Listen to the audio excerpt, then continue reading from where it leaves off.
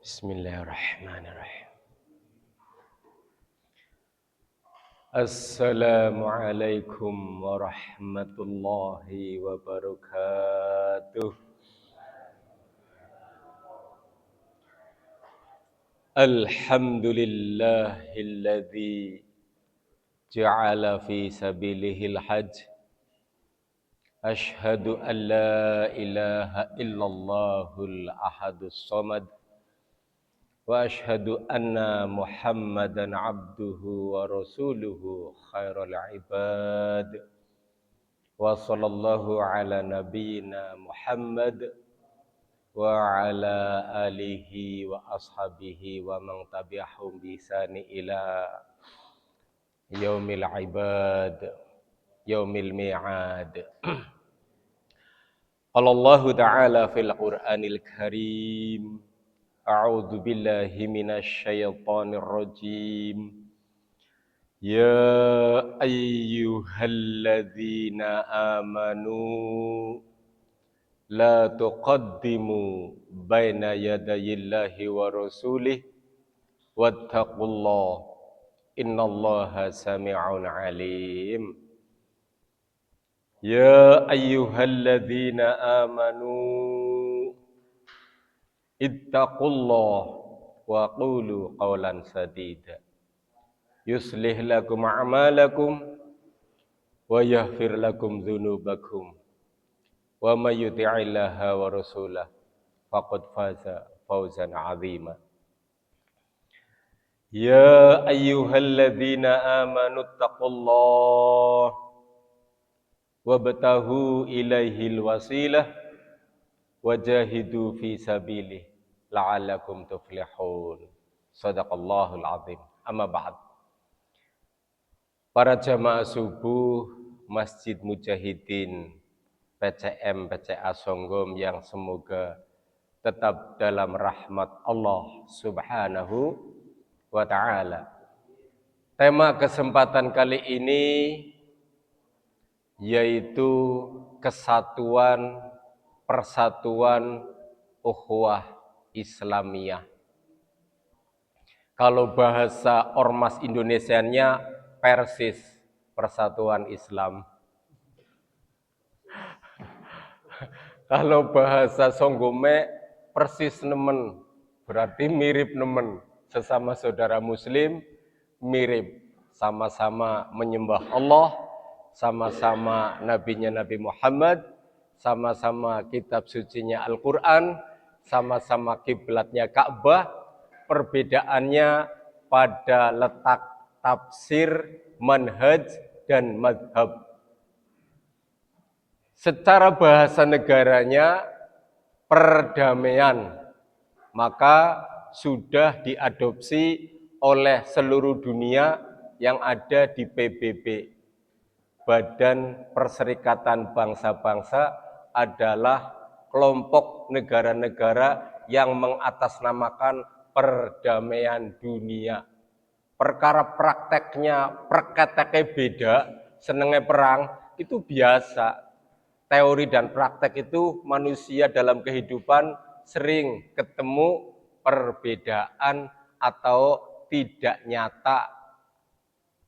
Begitupun kita dikasih kitab suci Al-Quran, sering sekali umat Islam jauh dari nilai-nilai kitab suci Al-Quran.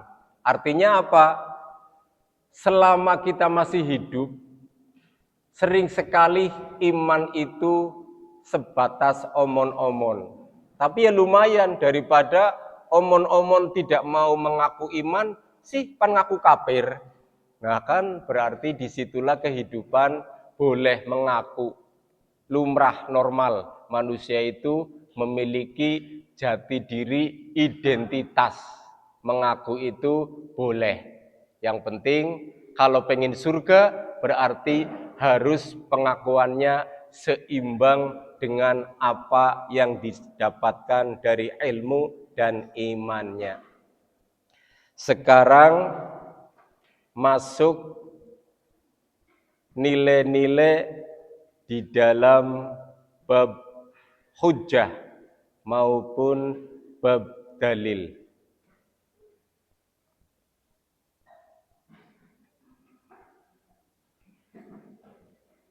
Yang pertama, riwayat Abu Dawud maupun Tirmidzi, kisah ini dari Abu Ayyub Al-Ansari. Ala, kita disuruh mengingat, disuruh eling, disuruh saling memberikan informasi. Bahasa sekarangnya itu database. Bahasa sekarangnya itu harus menggunakan bukti. Bukti apa? Bukti yang sekarang kita alami, bukan bukti zaman dulu yang kita nggak alami, bukan. Karena pertanggungjawaban kita di dunia sampai akhirat itu adalah apa yang kita amalkan, apa yang kita alami. Bukan amal orang lain pendahulu kita, bukan kita nggak mengamalkan, kok urusannya ribut masa lalu, bukan. Islam itu ajaran yang selalu berpikir masa kini, bahkan nanti masa yang akan datang. Bagaimana Abu Ayyub memberikan peringatan? Udulluka ala sodaqoti, informasi tentang maukah aku dalilkan kepada kalian, aku tunjukkan informasi nilai kepada kalian atas apa yang melebihi sodakoh ataupun bagaikan sodakoh, ya khairul laka, yang dia nilai sodakohnya tadi lebih baik dari apa, min humrin na'am, dari apa yang kamu memiliki nilai seperti bagaikan onta merah dari barang yang paling berharga pada waktu itu. Zaman sekarang Mercedes, Baby-Benz, Ferrari, Jaguar, dan lain-lain mobil sport yang harganya 10 miliar bahkan puluhan miliar. Zaman Nabi belum ada mobil mewah, adanya onta merah yang harganya paling mahal. Atau bahasa hadis lainnya, ba'ir, onta yang termahal di zaman Nabi. Baginda Nabi punya onta yang termahal. Jadi kalau ada ulama punya mobil mewah, boleh. Nabi juga punya onta yang mewah. Maka kalau PCM Songgom pada punya Fortuner, punya Expander, punya Alphard, nggak apa-apa. Jangan ditafsirkan hidup poya-poya, hidup mewah. Jangan. Memang Rasulullah juga punya onta termahal. Nah kalau saya punyanya motor odong-odong, ya itu sudah takdirnya memang seperti itu. Hatinya ya pengen punya mobil mewah. Itu lumrah manusia, jangan didustakan oleh kepura-puraan. Pengen, cuman takdirnya belum mampu. Nah itu jujur. Jangan sampai mengatakan, nggak pengen. Saya kalau melihat teman rumahnya megah, nggak pengen. Saya kalau punya teman kendaraannya mewah, nggak pengen. Mendustai diri sendiri, nggak bagus. Yang bagus itu jujur, ya Allah, lumrah manusia makhluk, saya pengen A, B, C. Tapi apa yang kau takdirkan, aku iman takdirmu. Nah itu bagus. Jujur daripada nggak jujur. Karena ayatnya juga perintah jujur. Qaulan sadida, ucapan yang jujur. Disuruh mengucapkan yang jujur. Maka barang siapa yang ingin aku berikan informasi tentang suatu dalil lebih baik dari nilai unta merah, qala, ada sahabat temannya yang mengatakan na'am, oke, setuju, iya, beritahukan bahwasanya saya menginginkannya. Taslihu bainan nas, maka damaikan antar manusia, perbaiki antar manusia. Jadikanlah sesama manusia yang sedang bertengkar, sedang bertikai, sedang berperang, disuruh didamaikan. Perintah hadis, ayatnya juga banyak. Maka yang namanya juru damai dari zaman Nabi sampai hari kiamat, pahalanya besar. Juru runding, juru negosiasi, juru gencatan senjata, pahalanya besar kalau niatnya pengen damai atas perintah Allah Subhanahu wa ta'ala, bukan damai pura-pura. Damai pura-pura siapa?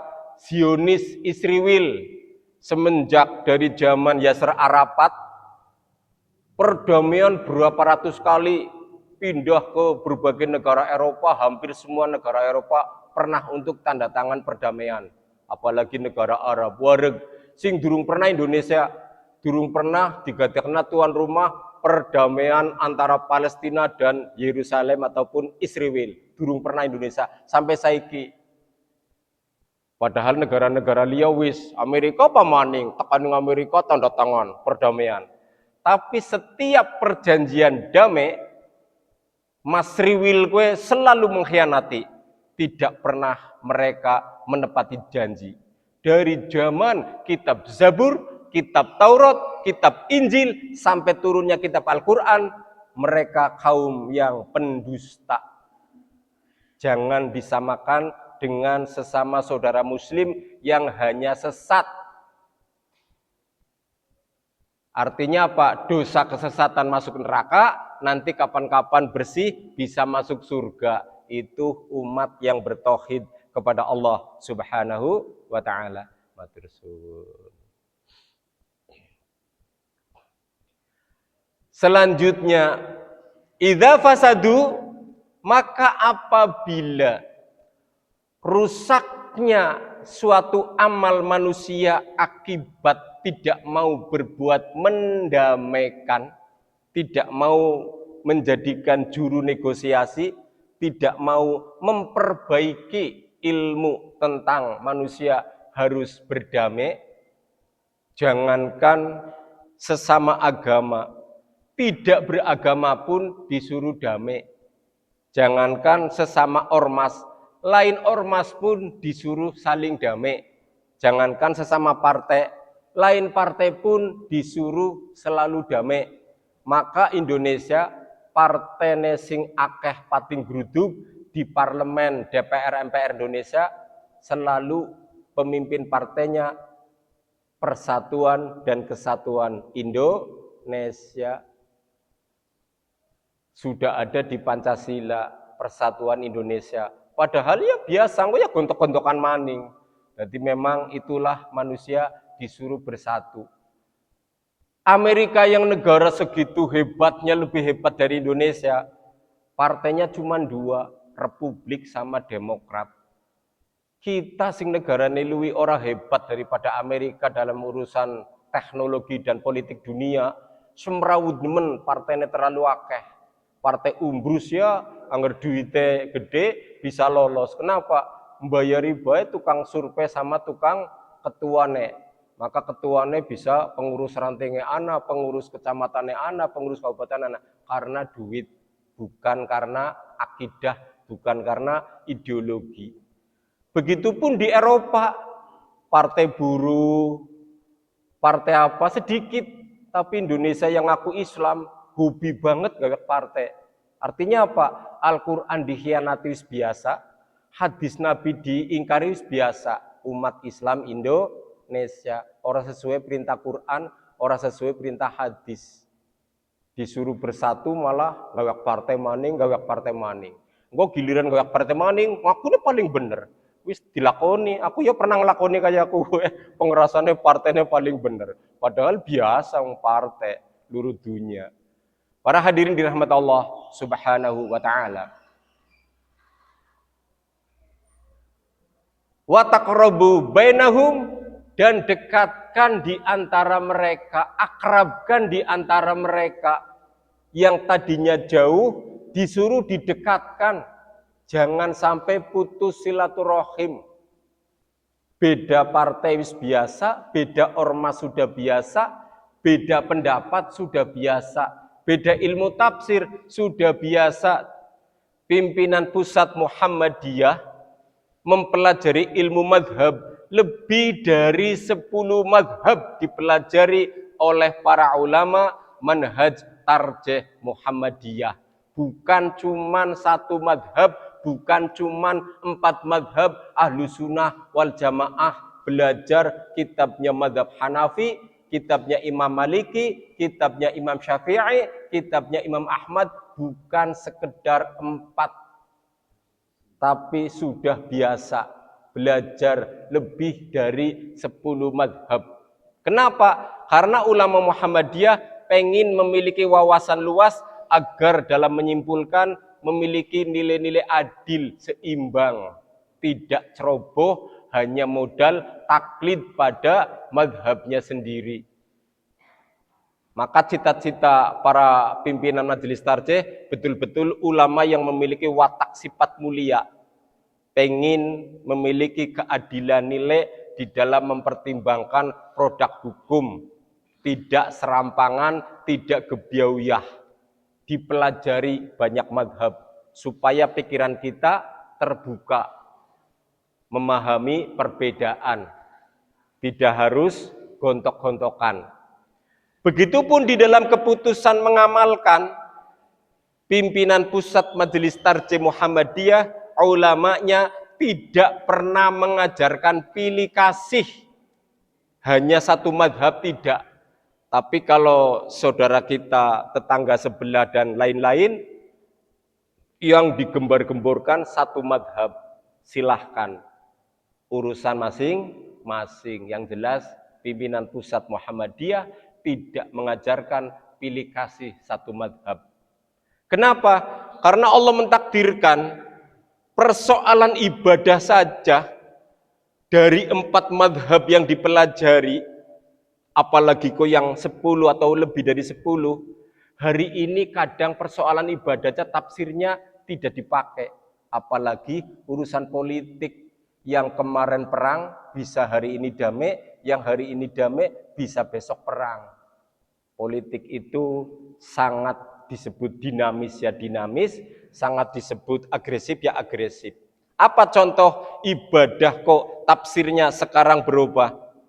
Satu, ibadah sholat Jumat, madhab Imam Hanafi menafsirkan Jumat sama dengan al-jamaah, menafsirkan al-jamaah sama dengan minimal 3 orang boleh disebut jamaah. Maka sholat Jumat Imam Hanafi 3 orang boleh sholat Jumat. Pertanyaan dan jawaban, madhab Imam Hanafi yang banyak dipakai oleh Pakistan, oleh Afghanistan dan sekitarnya, beranikah mereka mengadakan Jumatan 3 orang?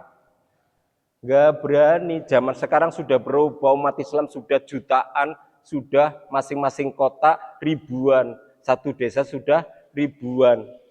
Maka tidak dipakai pendapat Jumatan boleh 3 orang, tidak dipakai.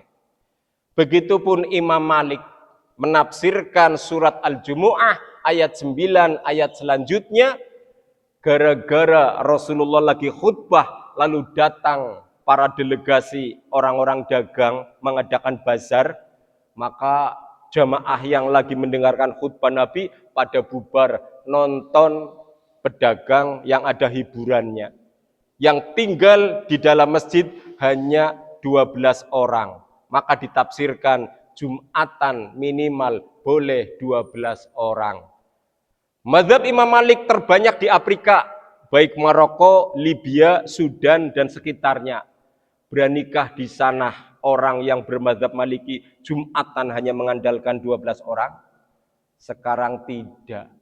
Karena umat Islam di desa masing-masing sudah ribuan orang.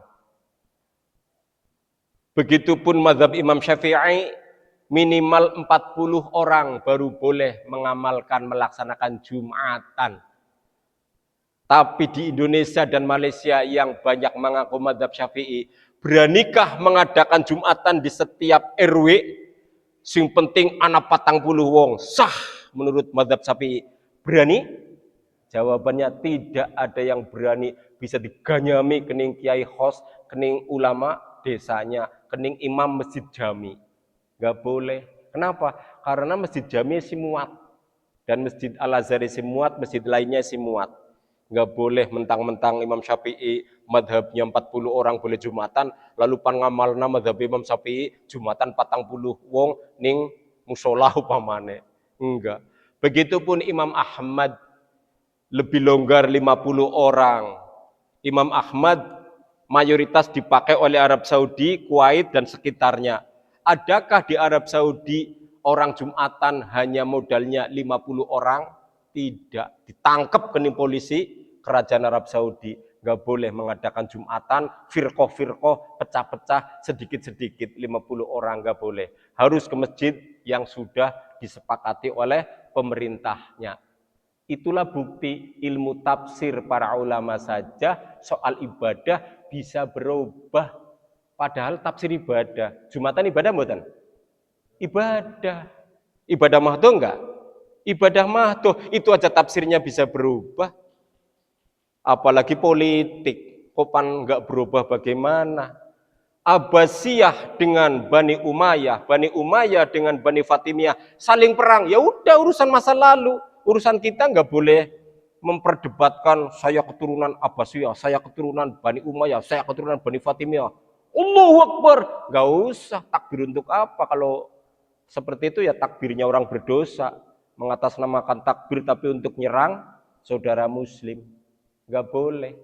Jadi itu masa lalu, biarin orang-orang masa lalu. Begitupun perang saudara Sunni Syiah itu sudah masa lalu. Masa sekarang lagi adanya perdamaian. Nggak ada sekarang perang Sunni Syiah. Adanya perang kezoliman penguasa terhadap rakyatnya. Tidak ada hubungan Sunni Syiah. Contoh, Soekarno membubarkan Masyumi, nggak ada Sunni Syiah. Tapi tetap penguasa selalu berbuat dolim kepada rakyatnya. Begitupun zaman Pak Harto, banyak ormas-ormas Islam dipaksa untuk satu ideologi, falsafah. Tidak boleh ada partai mengatasnamakan partai Islam. Semuanya harus partai Pancasila. Dan kejadian baik Tanjung Priuk maupun umat Islam dibunuh. Tidak ada urusan Sunni Syiah. Namanya penguasa ya berbuat dolim itu sampai kapanpun ada.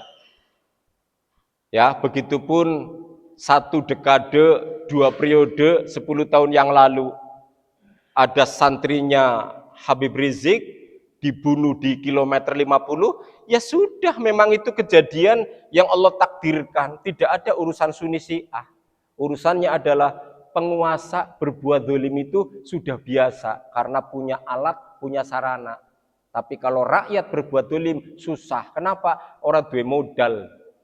Laka duwe modal. Mungkin rakyatnya dinain kehebatan, ya rakyatnya pada berbuat dolim. Memberontak, kudeta itu kan namanya berbuat dolim. Kebetulan di Suriah, presidennya bermadzhab Syiah. Maka begitu dolim kepada masyarakat, masyarakat yang didolimi kebetulan madzhabnya Sunni. Akhirnya Zionis Israel pinter direkam, sebarkan. Ini penguasa Syiah membantai Sunni. Gampang nemen wong Islam dadu domba. Padahal itu semua rezim di dunia itu berbuat dolim biasa. Dari zaman kekhalifahan sampai zaman kapanpun. Tidak ada hubungan Sunni Syiah. Mungkin kebenaran di Suriah penguasanya waktu itu Bashar al-Assad itu Syiah. Sekarang sudah diganti alhamdulillah oleh Sunni. Oleh dari kelompok ulama Sunni. Itu hanya perbedaan madhab dan manhaj. Sedangkan nilai-nilai akidah sama-sama Islam. Apa buktinya? 1, Yahudi menyembah Uzair, tapi Sunni Syiah dan lainnya tidak ada yang menyembah Uzair. Nasrani menyembah Yesus anak Tuhan. Sunni Syiah dan lainnya tidak ada yang menyembah anak Tuhan. Ayat Quran baik di surat At-Taubah ayat 30 maupun di surat lainnya, mereka itu min ahlil kitab, orang-orang dari ahli kitab kafir, disebut kafir jelas. Ataupun di surat Al-Bayyinah, innalladzina kafaru min ahlil kitab wal musyrikin, sesungguhnya orang-orang kafir dari ahli kitab. Jelas kafir. Tapi kalau perpecahan saudara muslim yang 72 golongan lebih, tidak ada yang disebut kafir. Jelas. Begitupun surat Al-Maidah ayat 78. Lu'inal ladzina kafaru min bani Israil, sudah dilaknat. Ayatnya jelas, sudah dilaknat dari Bani Israel. Min lisani Daud wal Isa bin Maryam. Dari lisan Nabi Daud dan lisan Nabi Isa, anaknya Maryam. Jelas ayatnya, yang dilaknat itu Bani Israel. 72 golongan lebih umat Islam hanya sesat, tidak ada kalimat laknat dari Al-Quran. Jadi yang kafirnya jelas dari Quran ya bukan sesama saudara muslim, yang laknat dari Quran ya bukan sesama saudara muslim. Maka kita jangan suka mengkafirkan saudara muslim. Kenapa disebut saudara muslim? Satu, sama-sama menyembah Allah, tidak mempersekutukan Allah. Kedua, sama-sama nabinya Nabi Muhammad, tidak memiliki nabi yang lain. Sementara ahli kitab kenapa kafir? Dia menyembahnya selain Allah, dia tidak mengakui Nabi Muhammad. Sedangkan seluruh kelompok Islam yang sesat, 72 golongan lebih, masih mengakui nabinya adalah Nabi Muhammad sallallahu alaihi wasallam. Soal dosa dan ingkar itu soal urusan masing-masing kelompok. Yang keempat, sama-sama sholat, kiblatnya sama. Tapi kalau orang kafir, tidak, kiblatnya tidak sama, alias sholatnya juga tidak sama. Dengan berbagai perbedaan, maka jelas non-muslim itu kafir mutlak, tetapi sesama saudara muslim 72 golongan lebih hanya sebatas sesat, tidak boleh disebut kafir, tidak boleh disebut laknatullah. Nggak ada hadis Nabi yang menyebut perpecahan kelompok Islam itu laknatullah, nggak ada.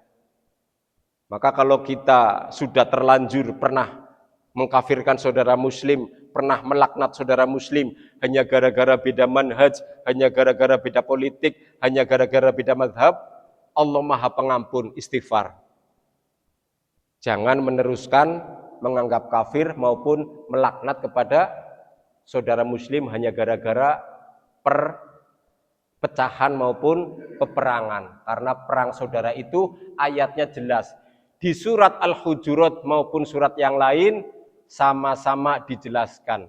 Sekarang lanjutan surat An-Nisa ayat 114. Ayat 114 surat An-Nisa, A'udzubillahi minasyaitonir rajim. La khaira fi katsiri min najwahum. Tidak ada kebaikan dari kebanyakan orang yang membicarakan sifat rahasia ataupun siasat ataupun taktik ataupun permusuhan dengan tujuan merahasiakan pembicaraan, tujuannya mencelakakan pihak lain. Tidak ada kebaikan. Illa man amara bisadaqati, kecuali orang yang berbicara walaupun rahasia tapi memerintahkan dengan sedekah. Oleh krisikan ing kancane, yuk sedekah yuk, lumayan. Sedekah pagi, sedekah subuh, sedekah Jumat dan lain-lain, baik ke anak yatim, ke fakir miskin maupun ke siapa saja, sedekah. Yuk sedekah ponggol, yuk sedekah snack, yuk sedekah kopi, yuk sedekah teh manis, yuk sedekah banyu bening dan lain-lain. Itulah kebaikan. Au ma'ruf, atau nyuruh berbuat baik lainnya. Saiki lagi laka duit, saiki lagi orang bisa sedekah, ya wis ndonga, ya wis baik sangka. Mudah-mudahan wong liya sing bisa sedekah, mudah-mudahan wong liya sing bisa ngawek ponggol, mudah-mudahan wong liya sing bisa ngawek snack, mudah-mudahan wong liya sing bisa jamin kaeh ning fakir miskin, ning yatim piatu. Kita ora bisa membantu ndonga, ya Allah, mudah-mudahan bocah yatim kae sing susah, wong fakir miskin kae sing susah, aku ora bisa nulung, wong liya nulung, ya Allah. Engkau yang maha mulia untuk mentakdirkan pertolongan kepada orang yang sedang kekurangan. Berbuat ma'ruf, berbuat baik. Au islahi bainan nas, atau kalian memperbaiki hubungan antara manusia, mendamaikan antara manusia yang sedang bertikai, menjadi juru runding, juru damai, juru negosiasi, orang yang mempersatukan kesatuan umat manusia. Apalagi sesama muslim harus digaungkan. Beda partai monggo, jangan bertengkar. Beda ormas silahkan, jangan bertengkar. Beda pengajian silahkan, jangan bermusuhan. Harus diutamakan daripada ngegas kenceng-kencengan, paling bener aku, paling bener kelompokku. Jangan. Itu malah membangun sentimen. Kalau hanya mengandalkan paling benar kelompokku, itu hanya sentimen. Sesama Sunni 100 lebih kelompok di Indonesia. Kalau di dunia berarti hampir 200 kelompok. Sesama Syiah 45 lebih kelompok. Maka sesama Syiah ya ana sing seneng rudu, sesama Sunni ya ana sing seneng tukaran. Kita jangan jadi bagian orang yang senang rudu, kita jangan jadi bagian orang yang senang bertengkar. Harus menjadi bagian orang yang selalu mengajak kesatuan, persatuan, ukhuwah Islamiyah. Pahalanya besar. Selanjutnya, wa may yaf'al dzalika ibtigha amardatillah, barang siapa yang berbuat menyatukan, mendamaikan, menjadi juru runding untuk kepentingan persatuan ukhuwah umat Islam dan boleh juga umat yang non muslim. Kalau kita berbuat semata-mata mengharap ridho Allah, ya Allah, kayak umpama mengharap ridho Allah loh ya. Perkara orang mengharap ridho Allah gara-gara pengen politiknya hebat, gara-gara pengen jadi pahlawan kesiangan, atau pengen jadi wong sing dianggap bisa mendamaikan, peta urusan masing-masing.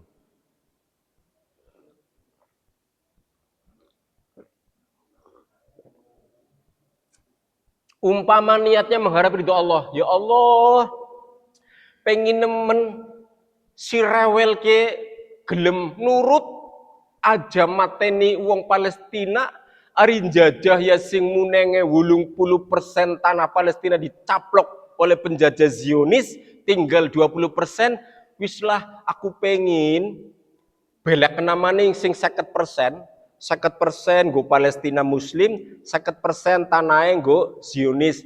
Umpama walaupun oleh kelompok Islam, tidak, kata kelompok Islam, ini asli tanahnya kaum muslimin, haram jika dibiarkan untuk dikuasai kafir Zionis. Jare pendukung Israel, gemian juga ke tanah wong Yahudi, dudu tanah wong Islam. Riben ayo, pan gontok-gontokan baik. Wong tanah Gusti Allah kabeh. Yahudi ya ora pernah nyiptakna lemah, Islam ya ora pernah nyiptakna lemah, tukaran baik gara-gara lemah. Akibat dua belah pihak saling keras kepala upamane. Ya, keras kepala kan dalam sisi lain bagus, positif. Aja nyebut keras kepala ditafsirna negatif, ya. Kan kadang-kadang lagi nyebut keras kepala langsung buzzer-buzzernya nyebar. Presiden Indonesia menuduh rakyat Iran keras kepala. Ya memang lagi cerita hebat, ditekan seperti apapun 47 tahun embargo, keras kepala, punya pendirian, punya jiwa patriotisme tinggi. Maksudnya kayak kue dudu moyoki wong Iran, tapi buzzer yang mitnah Pak Prabowo munine, Pak Prabowo menghina rakyat Iran dengan mengatakan keras kepala, dasar buzzer. Senengnya ngadu domba, ya. Tidak lagi bertujuan, memang manusianya tidak mudah ditaklukkan. Bangsa Persia sekarang, Persianya sudah pada masuk Islam, Afganistannya, Pakistannya, Irannya, dan lain-lainnya. Kalau mengharap ridho Allah, Pak Prabowo oleh pahala, semua juru rundingnya oleh pahala. Tapi angger kur hanya demi politik, wis urusannya Pak Prabowo sing jare pengen mendamaikan Iran dan Amerika. Padahal menurut Rocky Gerung, orang mungkin. Donald Trump manusia sing bebas berbuat, Irannya juga bangsa sing ora gelem sembarangan dicak damai, kecuali diberi kemerdekaan baru mau ajak damai. Terbukti iya, gencatan senjata yang dipelopori ditempatkan Pakistan gagal total. Itulah bukti kapanpun. Tapi setiap ngajak damai, Al-Quran dan hadis boleh kita nurut damai. Jangan menafsirkan dengan kedengkian, jangan menafsirkan dengan hasad, jangan menafsirkan dengan iri. Apa kalau umat Islam diajak damai kok gelem? Itu kan bukti besti. Itu kan bukti besti. Bestinya apa? Kancahan. Bukti CS kae aja gugu perang. Kata perang gorowan, buktinya yang kok damai, buktinya yang kok perang, buktinya yang kok damai. Kata besti. Padahal Quran sama hadis menganjurkan kalau musuh mengajak damai, terimalah ajak damainya. Jangan ditafsirkan besti. Memang disuruh damai kalau memang orang lain mengajak damai. Kalau yang mau menggunakan kata besti, sing jelas besti taneng negara Arab. Kenapa besti? Satu, Mesir dan Yordan membuka kedutaan Zionis Yahudi. Yang kedua, pangkalan militer Amerika ada di 7 negara Arab. Wis jelas kalau mau kita cerita jujur. Kan Al-Quran nyuruh qaulan sadida, ucapkan yang jujur. Kalau menganggap Iran bestinya Amerika, Iran bestinya Yahudi, Arabia sama bestinya Yahudi, bestinya Amerika. Buktinya apa? Pangkalan Amerika adanya di negara Arab, di Iran nggak ada. Ayo, mau apa? Malu kita. Ibaratnya Turkoni ngomongi wong liya besti, dheweke sing malah buktine besti. Nggak apa-apa, dalam sisi lain nggak apa-apa. Makanya kita jangan malu berbesti-besti dengan orang kafir. Rasulullah hadis yang membahas tentang sejarah Nabi Muhammad di Madinah, besti dengan orang Yahudi. Sing kurang ajar Yahudi ne wis dibestini Nabi, silahkan kamu hidup di Madinah. Khianat, merongrong, memberontak, 3 kali khianat, maka diusir dari Madinah. Rasulullah orangnya senang besti dengan siapapun. Dengan Nasrani Najran, besti. Monggo pendeta Nasrani Najran, kalian hidup di Madinah dari Yaman gak apa-apa boleh. Gak apa-apa. Bahkan Rasulullah waktu hijrah pernah ke Raja Najasyi, raja yang Kristen, besti sama raja Kristen. Ada Rasulullah orang mengajarkan besti. Coba-coba mikir gen, jadi wong Islam ke mikir aja. Kayak katon pinter dalil, tapi dalilnya hanya untuk debat kedengkian, debat iri hati, hasad sesama saudara muslim. Boleh besti. Rasulullah besti dengan non muslim selama tidak memerangi. Kalau memerangi baru tegas. Rasulullah itu negosiasi ya mau, jihad ya biasa, berani. Maka orang yang berbuat mengharap ridho Allah, fasaufa nu'tihi ajron azima, kelak nanti di surga akan diberikan pahala yang besar. Amin Allahumma amin. Maka Pakistan mau jadi juru runding, pengen pahala. Ya Allah, barangkali Amerika Donald Trump, kalau Amerikanya dari Partai Demokrat, orang tahu perang. Tapi yang Amerika dari Partai Republik sering perang. Orang George Bush, orang sapane seneng perang. Makanya Amerika dipimpin ke Partai Demokrat, siap-siap perang. Tapi dipimpin oleh Partai Demokrat, siap-siap seneng bersatu. Itulah bedanya. Jadi yang sing mimpin Amerika sing Partai Demokrat, gue biasanya seneng bersatu ke seluruh dunia. Itulah beda dalam ilmu politik. Begitupun Bahrain ingin menyatukan saudara muslim. Delegasi Hamas, delegasi Yahudi didatangkan ingin, karena perintah ayat, barang siapa yang mengharap ridho Allah ingin mendamaikan, pahala besar. Aja muni, ngopoin Yahudi kok gelem temen damai. Ayatnya perintah oli. Enggak apa-apa walaupun Yahudi pengkhianat, iya. Tapi yang dohire ngejak damai, gelem oli. Pengkhianatan nyata, pengkhianat Zabur dikhianati biasa, Taurat biasa, Injil biasa, Quran biasa dikhianati. Nabi yang dibunuh Yahudi redaksi yang lain ratusan. Tapi saya kenalnya enggak ratusan, paling Nabi Zakaria, Nabi Yahya, Nabi Ilyasa, nabi-nabi lain dibunuh oleh bangsa Bani Israel. Biasa membunuh nabi, apalagi wong Palestina dudu nabi. Mati wong Palestina sudah 60.000 orang lebih sekarang. Biasa. Tapi begitu mereka kalah, pengen damai, boleh. Kalau mereka ngajak damai, kita umat Islam boleh. Walaupun nyata mereka itu pengkhianat. Nabi bin dipateni apa maning wong biasa. Karena ayatnya perintah boleh. Aja ngomong muni, loh pengkhianat bin kok gelem temen dijak damai. Ya memang ayatnya perintah kalau mereka minta damai boleh. Si pribin maning coba. Jadi pan praktek ayat, pan prakteknya apa ya nora ayat? Hawa nafsu. Ya itulah manusia. Maka pahala besar sekali bagi orang yang berjiwa ingin mendamaikan perintahnya Allah Subhanahu wa ta'ala. Yang kesimpulan terakhir,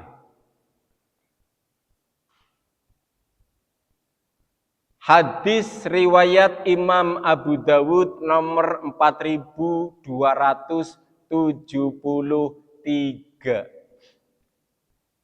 An Abi Darda radhiyallahu anhu qala berkata, qala Rasulullah sallallahu alaihi wasallam, telah bersabda baginda Nabi Muhammad sallallahu alaihi wasallam, ala akhbirukum, ingat takemu tena eling, ukhbirukum, maukah kalian aku tunjukkan khabar, berita, informasi? Informasi apa ya Rasul? Anggar bahasa keneneo. Informasi apa? Bi afdala min darajatis siyam. Sesuatu yang memiliki fadilah, yang memiliki keutamaan, yang memiliki keistimewaan, derajat lebih dari puasa. Maukah kalian aku berikan informasi berita, ada amal soleh yang derajat pahalanya lebih dari puasa? Wassolati, lebih dari derajat solat. Derajat solat paling dhuwur pira? Angger solat jamaah 17 derajat. Kinden 50 derajat, 100 derajat luwi. Ya, syukur-syukur derajatnya wong Muhammadiyah almarhum, semoga Allah mengampuni beliau. Was-sadaqati, dan derajat yang melebihi sedekah. Wah, ana telu. Gelem wong sangga wong Muhammadiyah dinain berita sing hadis Nabi akan mendapatkan, kalau kita mengamalkan amalan ini, derajatnya lebih tinggi dari mengamalkan puasa, derajatnya lebih tinggi dari mengamalkan sholat, derajatnya lebih tinggi dari mengamalkan sedekah. Qalu, mereka para sahabat, qalu kan baca kene doyanan. Qalu, mereka berkata, "Na'am, siap ya Rasul, tentu ya Rasul, aku senang, bahagia, gembira, ingin tahu, ingin mengamalkan." Apa yang baginda sabdakan? Pahala melebihi derajatnya puasa, derajatnya sholat, derajatnya sedekah. Bala ya Rasulullah. Qala, baginda Nabi melanjutkan sabdanya, menjawab kesediaan para sahabat yang ingin tahu, mendengarkan informasi dari Nabi. Islahu dzatil baini, perbaiki hubungan antara manusia. Satukan, damaikan. Hebat nemen, makanya ngerana RT mendamaikan ustadz sing tukaran gara-gara jare ustadz Salafi Wahabi bid'ah, sesat, neraka. Wong NU ora terima atau Muslim Nusantara ora terima. Ente Salafi Wahabi, takfiri, pemecah belah umat, kan tukaran. RT-ne menyatukan, lapor ning RW, lapor ning desa, kiana perbedaan pendapat ning masyarakat kita. Bagaimana? Begitu disatukan, pahalane RT ngluwihi ustadz sing tukaran miki, ngluwihi kiai sing rudu miki. Kenapa? Pahalane melebihi puasa, pahalane melebihi sholat, pahalane melebihi sedekah. Bisa mendamaikan dua muslim bersaudara sing tukaran gara-gara beda dalil atau gara-gara beda tafsir. Berarti hebat RT apa hebat Ustadz? Hebat RT ternyata. Aja, makanya aku izin orang ngaku hebat. Kenapa? Durung bisa mendamaikan antar pertikaian umat Islam. Sementara RT kadang bisa. Jadi aku ning RT seneng, makanya aku harus ning dindi karo RT-ne ya guyub wis tak hormati nemen. Kenapa? RT biasa ngatur masyarakat, sementara Ustadz pun ceramah tok durung tentu bisa ngatur masyarakat. Jadi aku selalu istighfar. Kalau ada saudara muslim yang salah, saya tidak pernah langsung nuduh. Yang terakhir, fasadu dzatil baini al-haliqah. Kerusakan bagaikan terputusnya cukur kan berarti apa sih ya? Seperti wong cukur halak. Angger cukur kan rambut dibuang apa disimpan?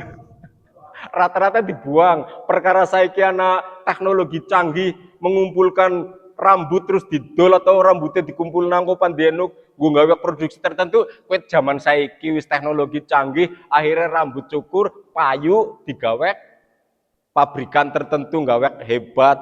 Zaman Nabi sampai zaman ulama salafus soleh sing arane cukur rambut dibuang. Ya.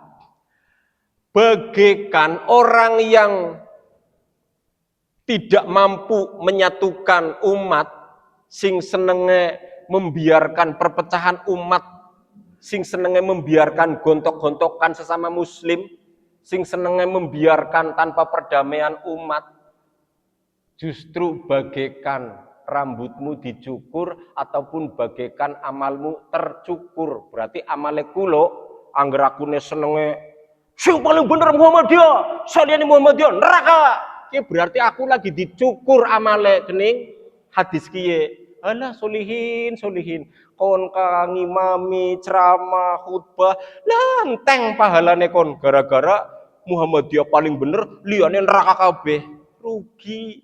Makanya aku ora seneng ngomong paling bener. Aku pengen niru pimpinan pusat Muhammadiyah. Inilah Muhammadiyah, tapi jangan merendahkan selain Muhammadiyah. Kita hormati, kita muliakan. Muhammadiyah kue hebat jadi juru runding ning Filipina. Moro muslim 4 provinsi di Filipina Selatan yang berani perang memberontak dengan pemerintah ulil ngemprahnya Filipina asli kafir. Hebat Muhammadiyah bisa mendamaikan muslim yang menguasai 4 provinsi dengan pemerintah yang non muslim Filipina sampai dinakiye damai laka perang tentara kafir Filipina membunuh tentara muslim Moro maupun sebaliknya tentara muslim Moro tidak lagi membunuh tentara Filipina. Alhamdulillah, padahal Muhammadiyah dudu negara, Muhammadiyah dudu presiden, tapi bisa mendamaikan. Kenapa? Intelektual Muhammadiyah selalu dipakai. Ahli diplomasi dari zaman Ki Bagus Hadikusumo, zaman Agus Salim dan lain-lainnya, keliling dunia internasional, ahli diplomasi. Dan dibuktikan sekarang, ormas Islam yang bisa mendamaikan peperangan saudara muslim dengan non-muslim, baru di seluruh dunia ada Muhammadiyah mendamaikan pemerintah Filipina dengan kaum muslim yang jihad di Moro yang dituduh pemberontak. Alhamdulillah yen kula lan panjenengan setuju berarti pahala mengalir. Alhamdulillah dua pimpinan pusat bisa mendamaikan. Saiki wong muslim Moro sing 4 provinsi salat ayem, puasa ayem, pengajian ayem, ora ditembaki gening tentara Filipina. Sebaliknya tentara Filipina sing lagi suping sama keluargane kuliner jalan-jalan ora watir ditembak kening mujahidin Moro.